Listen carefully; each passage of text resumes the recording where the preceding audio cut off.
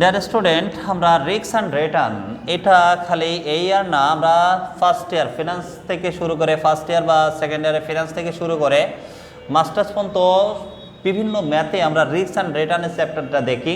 আর প্রত্যেকেরই প্রায় প্রত্যেকটা ডিপার্টমেন্টেই এই চ্যাপ্টারটা আছে। তো রিস্ক অ্যান্ড রিটার্ন প্রত্যেক ইয়ারেও আছে। তো রিস্ক অ্যান্ড রিটার্নের চ্যাপ্টারে আমরা এক্সপেক্টেড রেট অফ রিটার্ন বলে একটা জিনিস জানি, সে যাতে প্রত্যাশিত গড় বলা হয়। তো এই সূত্রটা দুই ধরনের সূত্র আছে, একটা প্রবাবিলিটি থাকলে আর একটা প্রবাবিলিটি না থাকলে।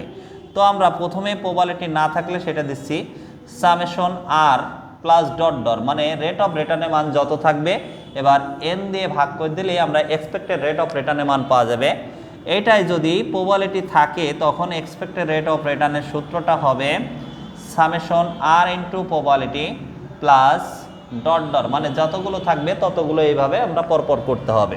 তাহলে এক্সপেক্টেড রিটার্নের সূত্র আমরা দুটা দিয়ে দিলাম, যদি প্রবাবিলিটি থাকে একরকম আর প্রবাবিলিটি না থাকলে একরকম। তো প্রবাবিলিটি থাকলে দ্বিতীয়টা, প্রবাবিলিটি না থাকলে প্রথমটা।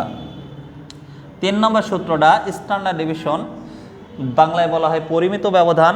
এটার সূত্র হচ্ছে আমরা যদি এক্সপেক্টেড রেট অফ রিটার্ন না থাকে, মানে প্রবাবিলিটি না থাকে, তাহলে সূত্রটা আমরা দিই summation R minus ER square plus dot dot by N minus 1, এটা প্রবাবিলিটি না থাকলে।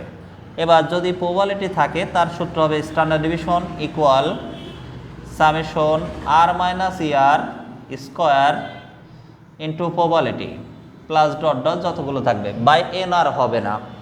এরপরে সিবি 5 নম্বর সূত্র সিবির সূত্রটা সবসময় একই, standard division by X bar by ER. যেহেতু এক্সপেক্টেড রিটার্ন করছি আমরা ইআর লিখব, ইআর গুণ 100।